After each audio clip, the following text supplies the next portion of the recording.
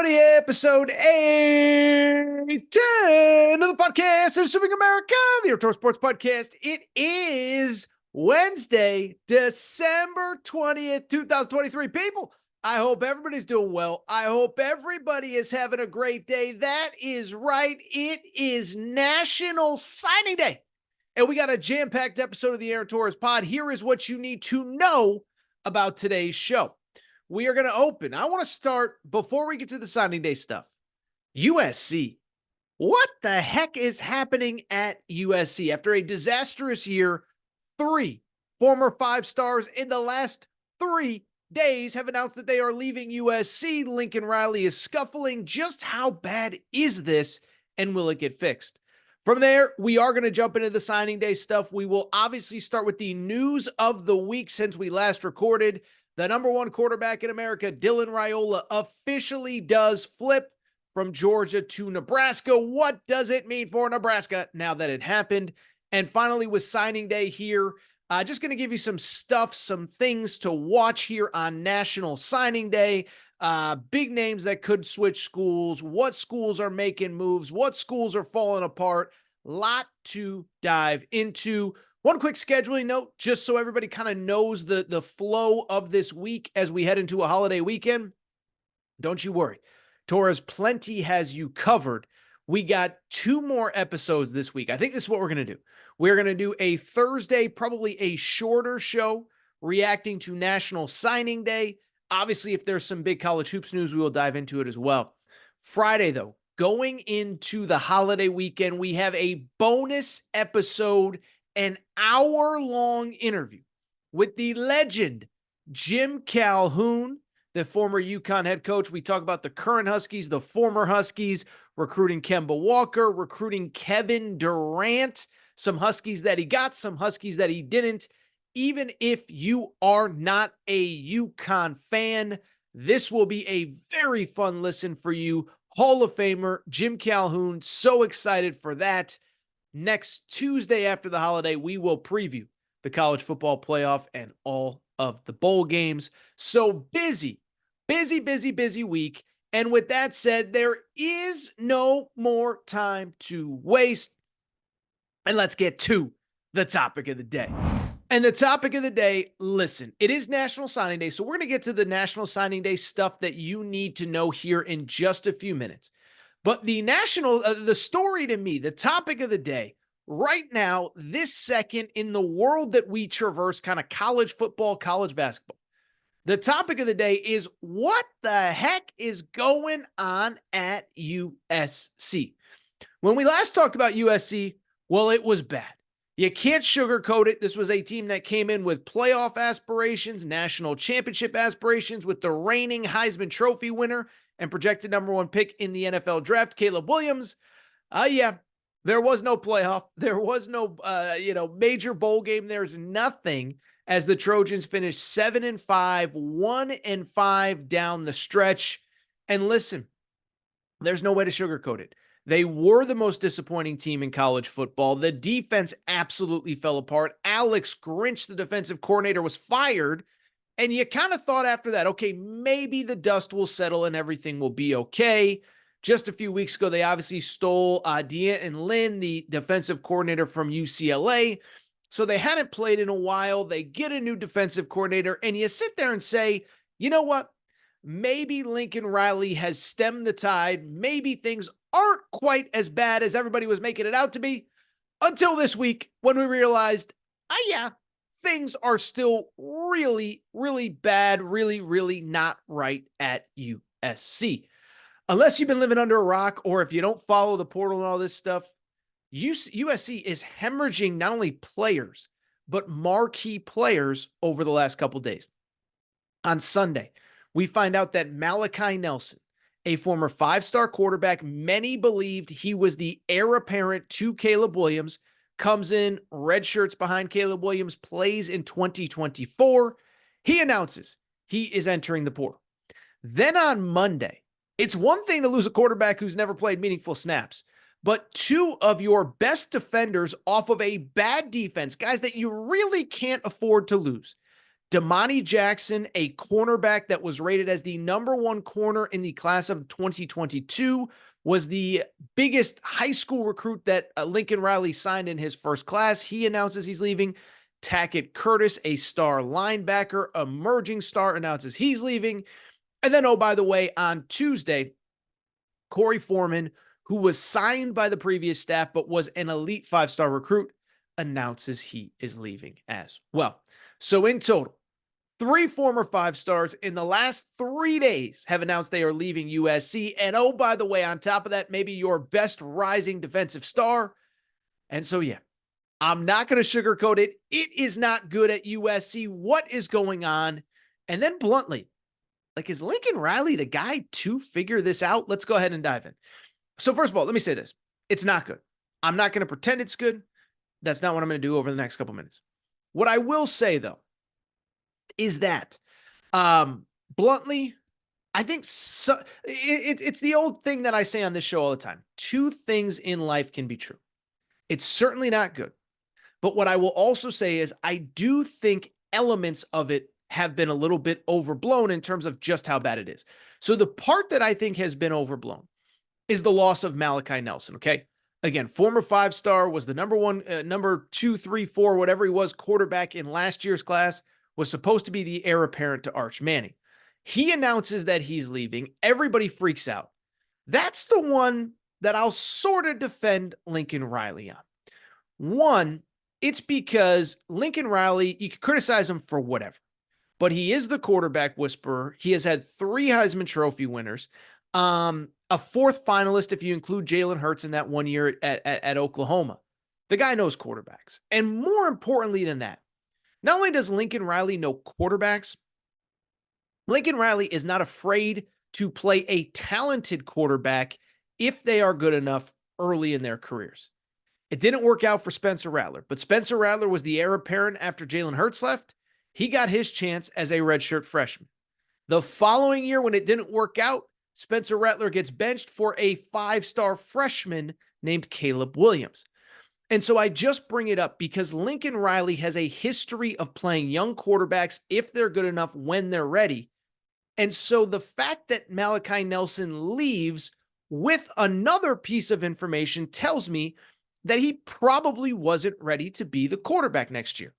What is that piece of information?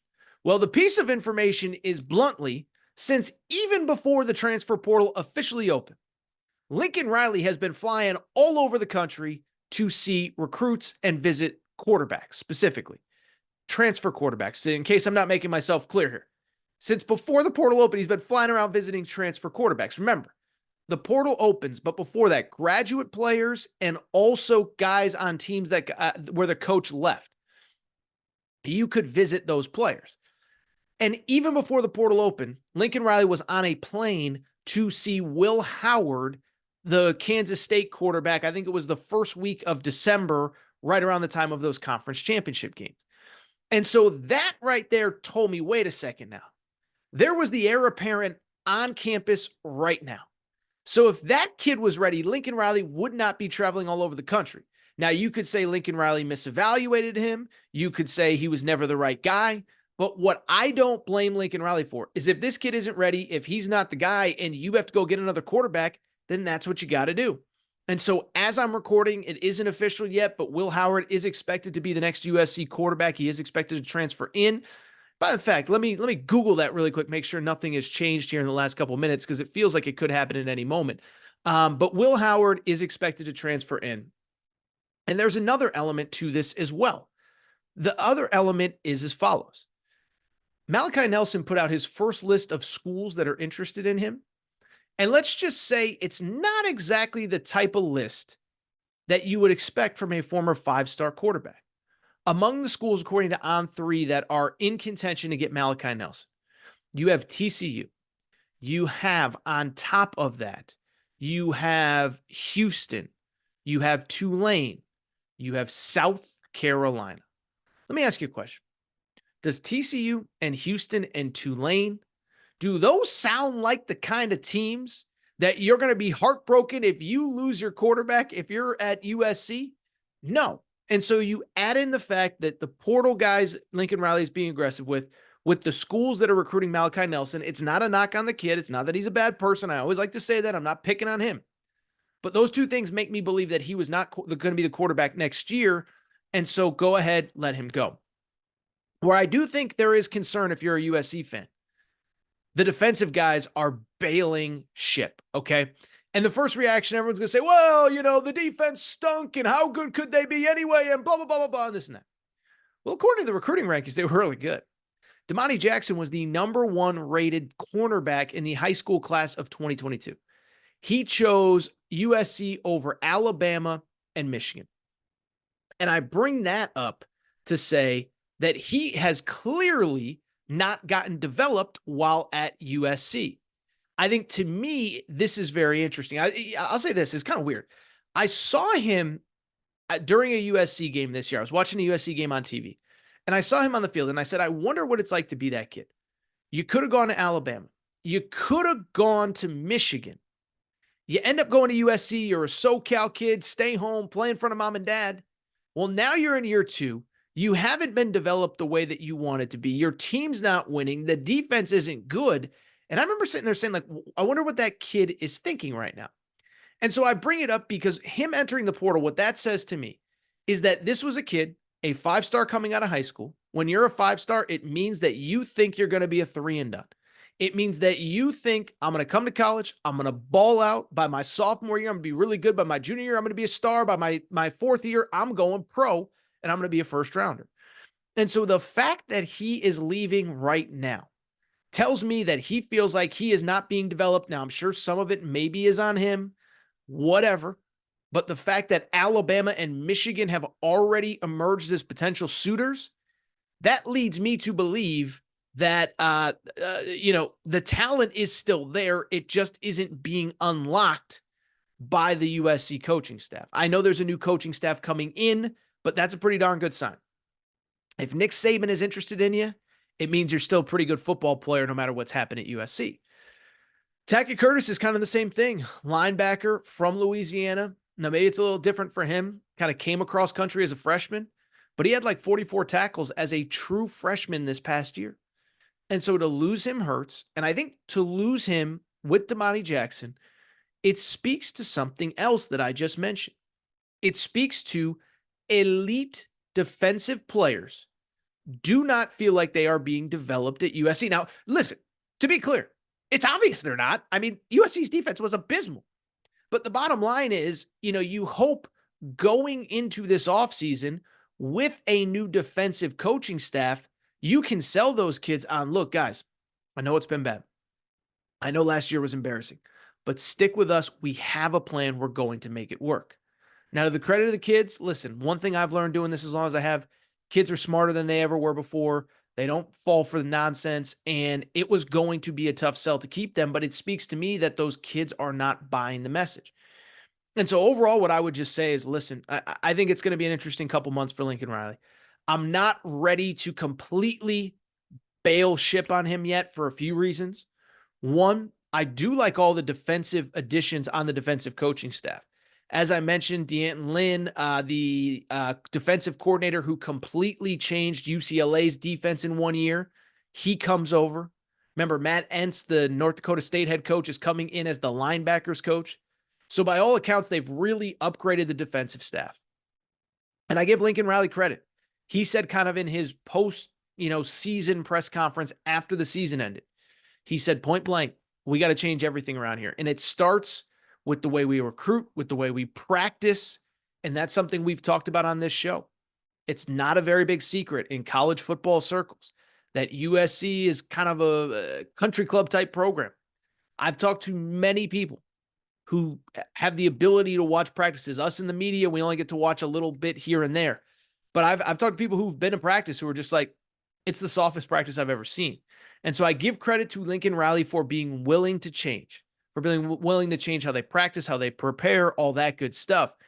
And I give him credit for shaking up the coaching staff. And I also do think once they get the quarterback settled, I think the offense will be pretty good. I know the offense had its ups and downs this year. You can't blame Caleb Williams, though, and the offense was still pretty good. Will Howard isn't dynamic as Caleb Williams is, but he is going to be able to put up numbers with Lincoln Riley as his head coach.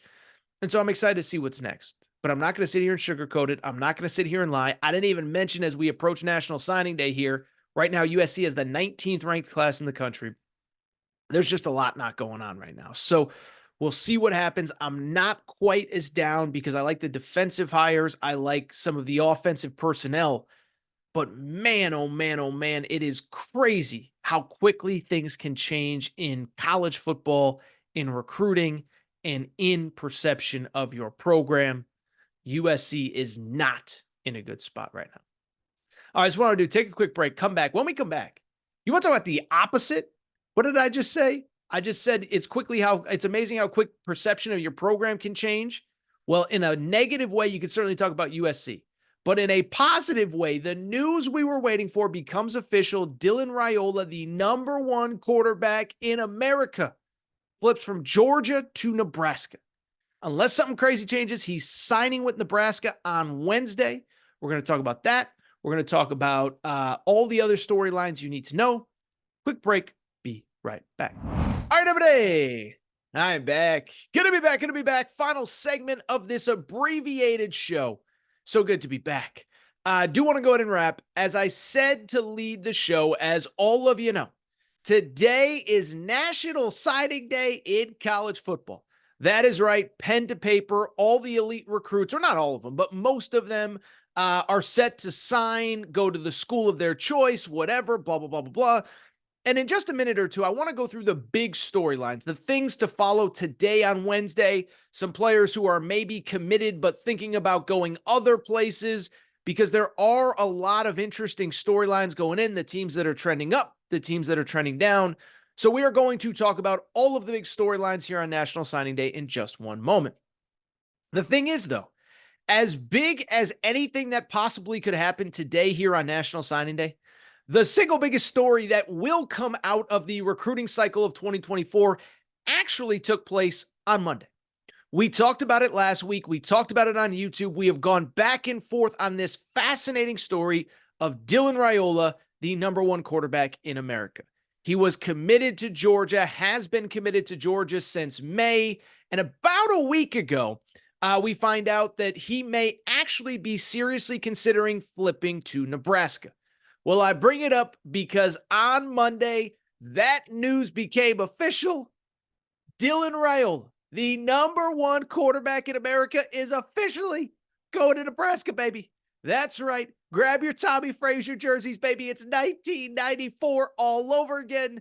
I know this news is a little bit old. I know it was expected, but we have to dive in because, as I said, there will be no bigger story coming out of signing day than the #1 quarterback in America going to Nebraska. All right, so first of all, the backstory, I think everybody knows, but just give me 30 seconds to set this up, why this is not that surprising, even though it is a little bit surprising. Dylan Raiola, as I said, #1 quarterback in America. Why this is not surprising is for two reasons. One, there is a long family history between his family and Nebraska. We've talked about it, but his father, Dominic Raiola, played at Nebraska, has his jersey retired, longtime NFL player, played with the Detroit Lions, all that good stuff. He's a legend. He was an offensive lineman. He was and he was part of kind of that last great era of Nebraska football. Also worth noting, Dylan Raiola's uncle is an assistant coach at Nebraska. I've said it many times, the only assistant that was retained by Matt Rule from the previous coaching staff. So he had ties from the family. He had ties to the school. And then the important part, and this is the part that I think is getting lost in the shuffle. Everyone's saying NIL this, Nebraska's dropping the bag, that, whatever, okay? Well, I've said it a million times. I think NIL plays a role in every single recruitment that happens in 2024, 2023, 2025, whatever. I don't think it's as big of a thing as a lot of people think, though. And what do I mean by that? Why this isn't surprising is because beyond the family ties, beyond the fact that Matt Rule has this thing going in the right direction, here's the other factor. This announcement came hours after Carson Beck, Georgia's starting quarterback, announced his return to Georgia for another season. And so listen, I know Georgia fans, I don't want to criticize Georgia fans, but I know some fans will say, oh, this kid doesn't want to compete for the job, whatever it is. No. What is very clear is Dylan Raiola wanted to go to a place where he would have the opportunity to step on the field and play meaningful snaps in 2024. You can agree, you can disagree. Is he ready? Is he not ready? That's not up for me to decide. That was clearly what his priority was. For whatever reason, I think he assumed that maybe Carson Beck would be a one and done as a starting quarterback, and he could go to Georgia to compete for the job next year.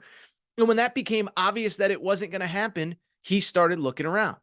Nebraska, as things currently stand, and things are always evolving in the portal, listen, there's going to be an opportunity for him to play right away. The latest buzz is that Casey Thompson, who was actually their starter last year, then transferred out, could transfer back in and kind of be that stopgap guy for a final season. But I bring it up because these are all the reasons that this kid ended up in Nebraska. And so now that it's official, I want to dive in. I want to talk about what it means big picture. First of all, from the Nebraska perspective, if you're a Nebraska fan, listen, if you're a Nebraska fan, enjoy this moment, okay? Because I have seen, again, so much negativity about NIL. Oh, this kid's just going to transfer in a year. Oh, it doesn't matter. The team's not very good. Nebraska fans, do not let other fan bases steal your thunder, okay? I've said it many times. I'm not a Nebraska fan. By the way, I'm wearing a UConn shirt. I went to UConn, whatever. I bring it up because I'm not a Nebraska fan, but I am a child of the 90s, and I remember how awesome this program was and how awesome college football was when Big Red was rolling at the highest level, okay? And so I bring it up because this is so great for Nebraska, and this is why the fans should just enjoy this moment, right? Since the late 90s, there have been so many moments where you wonder, are you on the cusp? Are we there? Are we almost there? We won the Big Ten West. We're going to the Big Ten championship game. Ndamukong Suh, we hire Scott Frost. It's all going to get figured out. And I don't mean to belittle Nebraska fans, but it never has. And so this does feel different. And this does feel like an important moment in time for Nebraska football. Why is that? It's not to say that this kid is the savior. It's not to say that this kid is all the answer and he's going to come and he's going to be a 3-year starter and win 2 Heisman trophies and win a national championship. That's not what this is about. What it does say, though, is that Nebraska is a school that elite kids can now consider.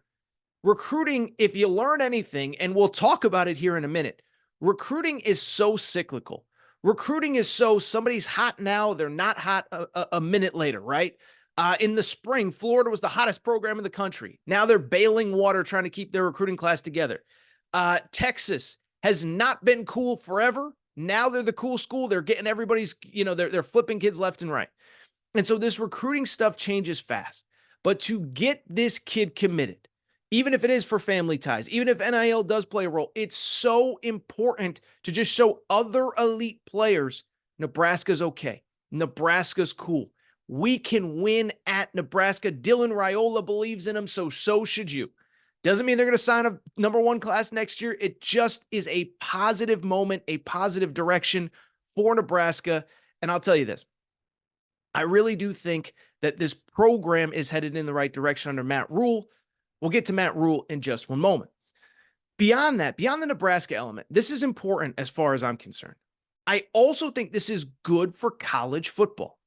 Listen, one thing, we all love college football, but I do think it became a little bit static towards the probably the middle to the end of the last decade, where every year we came in, we knew Ohio State was winning the Big Ten. We knew Clemson was winning the ACC.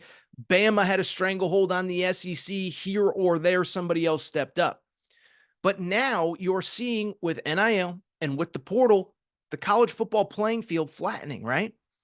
I think it's good for college football that the number 1 player in America is thinking about Nebraska and thinks that he can go there and build a legitimate contender around him. I don't know if this decision gets made 6-7 years ago because he says, I'm going to go to Nebraska. They're not going to be able to recruit. They're not going to be able to hit the portal. They're not going to be able to do this. They're not going to be able to do that. And so now we're seeing the college football playing field flatten. We have 4 really good teams in the college football playoff.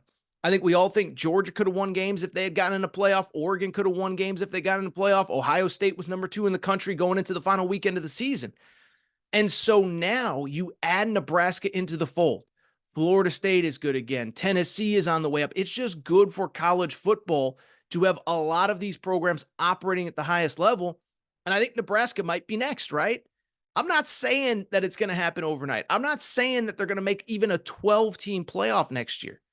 But remember, in this era, it doesn't take as long if you have the right guy. Steve Sarkisian in year 3 at Texas is in the college football playoff. Kalen DeBoer in year 2 at Washington is in the college football playoff. Dan Lanning in year 2 had Oregon on the verge of the college football playoff. And so you look at those schools, they all have the right guy. I think Matt Rule is it at Nebraska. I've said it before. I'll say it again. Listen, this was the guy that I thought they should hire as soon as they got rid of Scott Frost. It was clear that it wasn't going to work at Carolina, and everything he does, I continue to be impressed by. The pregame speeches, they started 5-3. They did not win another game and did not get bowl eligible. But this guy gets it. He's about the right things. If you have not listened yet, go back and listen to what he talked about with Pat McAfee a few days ago. He did a long-form interview with Pat McAfee, about 45 minutes. He touched on everything: how he builds a program, how he treats his players, how he treats his people, how he recruits, all that. It was just a fascinating interview. So I'm not going to go on and on. But I do believe that Nebraska in this 12-team playoff era, it's the right time to be a Huskers fan. Doesn't mean that it's 1994 all over again, like I joked to lead the segment. I don't think they're winning 3 national titles in 4 years at any point in the future like they did in the 90s. But in a 12-team playoff era with the right coach, with NIL, with the portal, do I think they can be the second or third or even fourth best team in the Big Ten every couple years and make the playoff? I absolutely do. And so it'll be fun to watch. I'm fascinated. I'm excited. And I'm excited for Nebraska fans. Nebraska, enjoy this moment. Don't let anyone steal your sunshine. All right, really quickly before we get out of here, it is National Signing Day. And there's a lot going on. And so what I just want to do now is take about 5 to 10 minutes and just give you the big storylines coming into the day, okay? Not going to overdo it. Not going to break down. We're not going to pretend to be experts on a 4-star, edge rusher from Atlanta, okay? Like, that's not what this is about. But what I do think is worth noting is that there are several storylines that I think are at least worth monitoring coming into today. And oh, by the way, just to give everyone a heads up, here are the top 10 recruiting classes as they currently stand. Not very surprising. Georgia's number 1. Ohio State's number 2. Alabama's number 3. Florida State's number 4. Texas is 5. Miami is 6. Oklahoma 7. Oregon's 8. Notre Dame's 9. Florida is 10.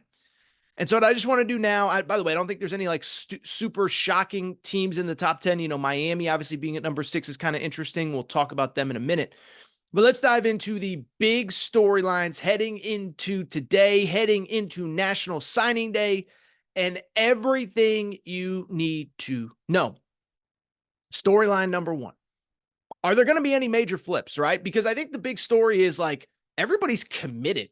I saw this stat. I think it's 98 out of the top 100 players in the 24/7 Sports top 100 players are currently committed. But just because you committed don't mean you're signing on the dotted line, baby. And what's interesting is whether it is because of, the portal, because of NIL, because of a situation like Dylan Raiola where the situation in front of him changed, it feels like you have a lot of players, really elite players, that are considering going other places. First off, it starts at the top. I said it a minute ago. Dylan Raiola is the number 1 quarterback in America. The number 1 overall player in America is a kid by the name of Jeremiah Smith, a wide receiver out of the Miami area. He has been committed to Ohio State essentially forever. Bring it up because the last couple weeks, he's taken a couple visits. Florida State seems to have emerged. And we'll see. He's publicly said, I'm going to Ohio State, but he also is kind of doing a signing. He has an announcement on signing day. And so it's just worth monitoring because I don't think he's not going to Ohio State, but it is kind of it could be a developing thing for the Buckeyes. Obviously, you don't want to lose him. Of course, if you do lose him, one, it'd be huge for Florida State, especially in light of everything that has happened the last month to 6 weeks with that program. But then 2, at least for Ohio State, it is a position of strength. You know what isn't a position of strength, though, for Ohio State? At least I don't want to say it's not a position of strength, but a place that you can't afford to lose again. Edric Houston, five-star defensive lineman out of Georgia, has been committed to Ohio State also since the summertime. Why do I bring it up? Last weekend, visited both Clemson and Alabama, with Alabama making a strong push late. Another one. Do I think it's going to happen? I don't necessarily think it's going to happen. But whether it's close to home, whether it's that Alabama's kind of a sexy program right now, back as the SEC champion, back in the college football playoff, this kid took visits this past weekend, and you got to be concerned if you're a Buckeyes fan. What's interesting for Ohio State, they actually lost another five-star to a flip, Justin Scott, to Miami a few weeks ago. And so you got to close this class. Like, you talk about a program that desperately just needs to get through Wednesday and get signatures to paper. Ohio State is one of them. You know who desperately needs to get through National Signing Day, though? And this is storyline number 2.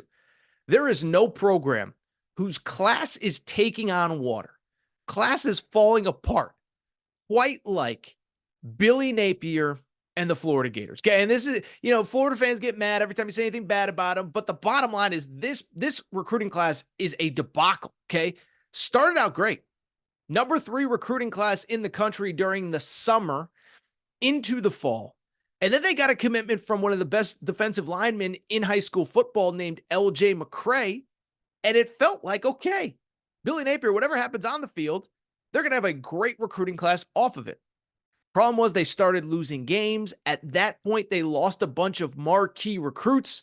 A couple names that they lost at the time: Jamonte Waller, 5-star defensive lineman. He is now headed to Auburn.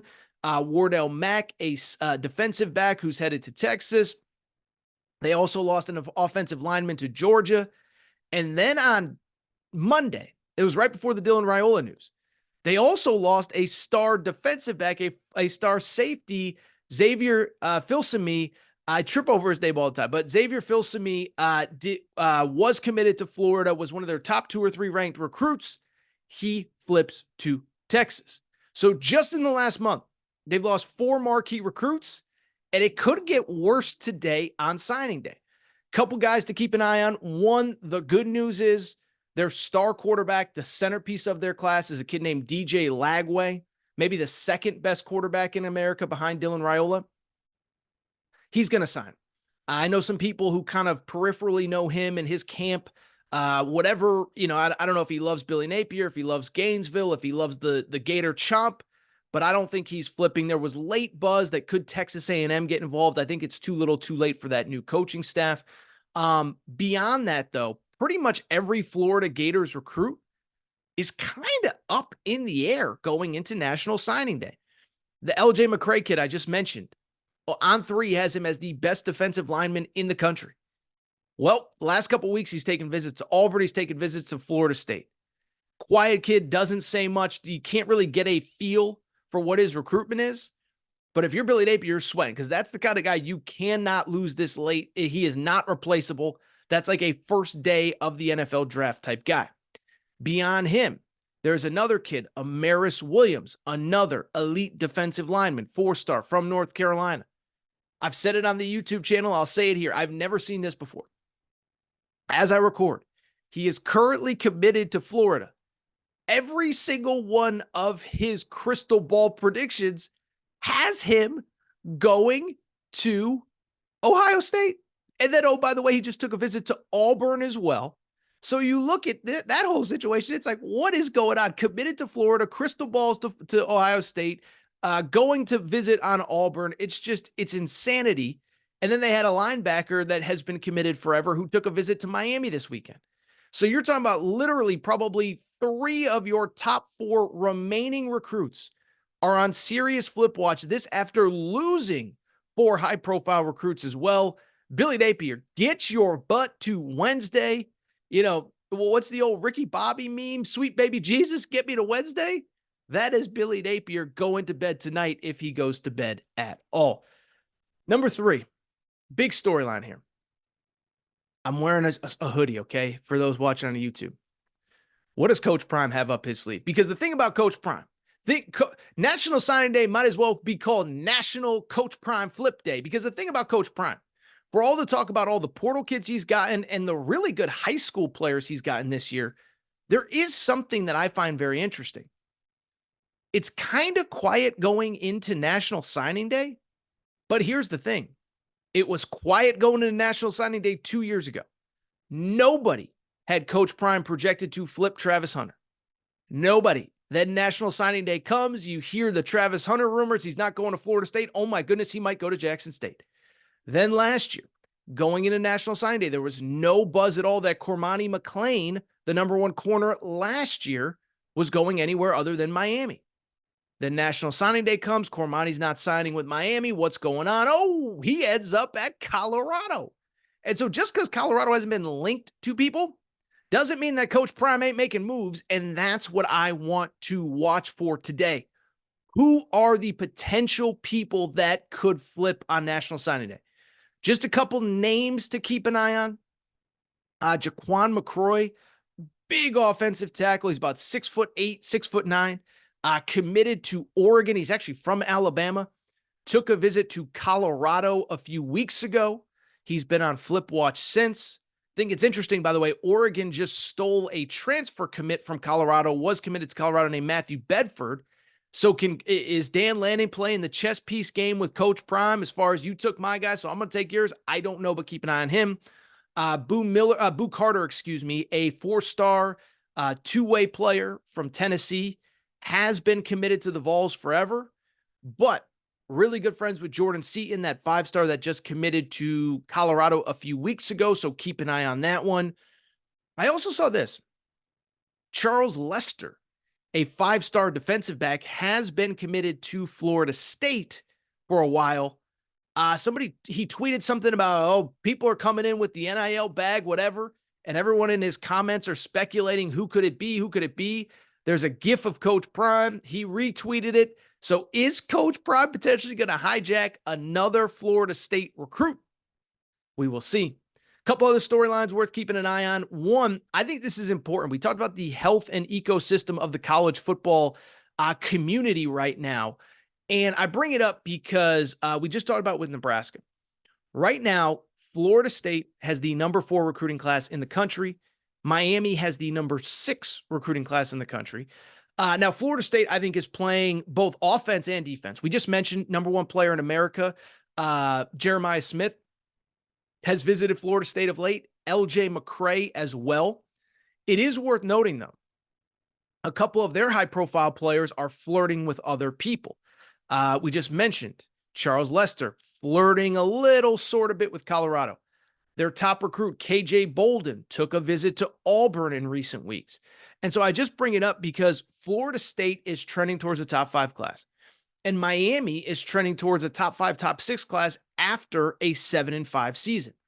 To me, that is very important because what has the narrative in college football been the last month? Now, I think it's stupid, but what has the narrative been? The narrative has been that the ACC is not on the level of the SEC or the Big Ten as we go towards those 2 super conferences, and everybody that isn't in those leagues is going to get left behind. Now, people are trying to use that as justification why Florida State was left out. Everybody hates the ACC. I don't buy that. ESPN has the exclusive, they have the ACC network. They want everybody to be good. But from a perception standpoint, if these 2 programs can hold on to these classes, I think it's great. And then otherwise, I think everything else is kind of self-explanatory. I've mentioned Auburn a few times here. They've basically, they're on the verge of potentially flipping a couple kids. KJ Bolden, 5-star safety, committed to Florida State. LJ McCray, I don't know if they're on the verge of flipping them, but at least worth watching. That's the defensive tackle committed to Florida. Amaris Williams, the defensive end, committed to Ohio State. So all that is worth watching. And I really think that's it as far as National Signing Day. The one thing we could always say about National Signing Day, something crazy is going to happen. We don't know what it is, so make sure to stay tuned. With that said, I think it's time for me to get out of here. That is all for today's Aaron Sports Podcast. Let me say this. Appreciate your support. If you're not subscribed to the show, please make sure to do so. Apple, Spotify, Amazon Music, Google Music, wherever you listen to podcasts, make sure to subscribe. Also, make sure to rate and review the show. Go ahead, give us a quick 5 stars. Let us know what you like, what you don't like, all that good stuff. Make sure you're following on social media at Aaron_Torres on Twitter, at Aaron Torres Pod on Instagram, Aaron Torres Podcast Questions at gmail.com, Aaron Torres Podcast Questions at gmail.com. That is all for today's show. Appreciate everybody's support. We will be back tomorrow to recap National Signing Day on Thursday. Appreciate everybody's support. Time for me to go. Time for you to enjoy your Wednesday. Shout out to Torncray. Shout out to Rachel, who hates my voice. Shout out to JJ Reddick, you F-head. Unblock me, bro. I'll be back Thursday, tomorrow. New episode, Aaron Torres.